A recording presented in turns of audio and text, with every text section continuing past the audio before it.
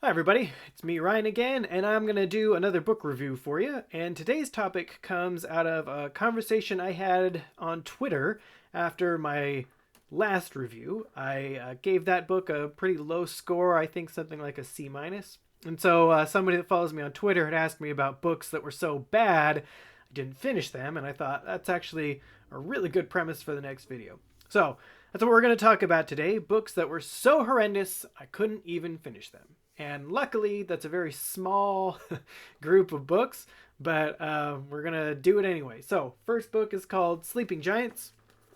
Here it is. Premise of the book is, as a child, some scientist falls down a hole and discovers a big, huge robot. And I thought, wow, that sounds pretty cool. Sci-fi, giant robots, how could you go wrong? Little did I know, you could go very wrong.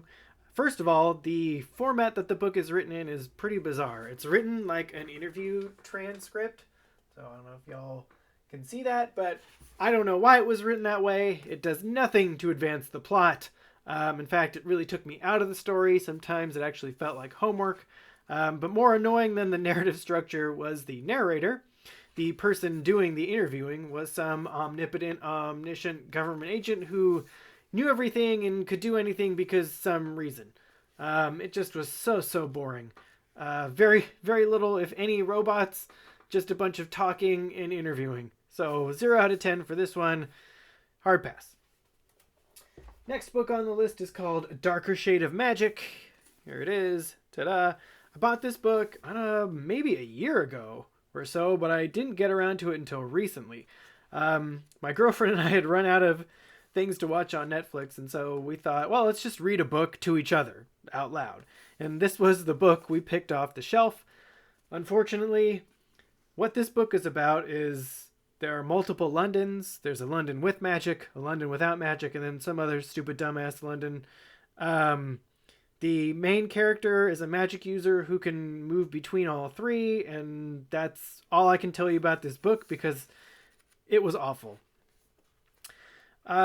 I got maybe halfway through the book and I had no clue what the plot was, no clue what was at stake, no clue who the antagonist was or what they wanted, and I barely felt like I knew who the protagonist was. This was, without a doubt, the slowest paced book ever. Snail's pace. Slower than a snail's pace. It just was completely unreadable. So, another 0 out of 10 and another hard pass.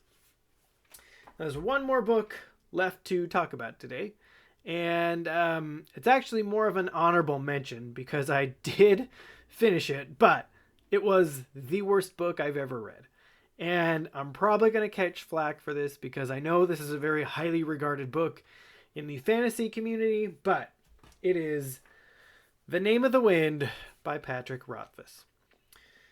I'm going to preface this by saying I usually don't read fantasy books. Not necessarily because I don't like fantasy. I do like playing Dungeons and Dragons and stuff like that, but for some reason the literary genre just has never done much for me. Now, what made this book the worst book ever is basically the main character, Quoth, who spells his name like a dumbass, is the Mary Sueest Mary Sue to ever Mary Sue in the history of Mary Sues. I think this kid is 15 years old through most of the book, and he does everything perfectly on the first attempt, can do no wrong, everything goes his way all the time, men want to be him, women want to sleep with him. It was just the dumbest pile of trash I've ever read in my whole life. And notice how big this book is. Look at it compared to Sleeping Giants. This is not a small book. This is just over 700 pages, and unfortunately it's just over 700 pages of somebody's high school wish fulfillment fantasies put to paper. The one semi-redeeming quality that this book had was that the narrative structure is interesting. It goes back and forth between past and present and points of view and tenses, and the author actually did that very well. But that was the only good thing I could say about this book. Otherwise, this is the worst book I've ever read so far, without a doubt. Okay, well, I think that is the end of today's video. If you liked it, let me know, and let me know what you think if you've read any of these books. Leave me a comment, and I will see you next time.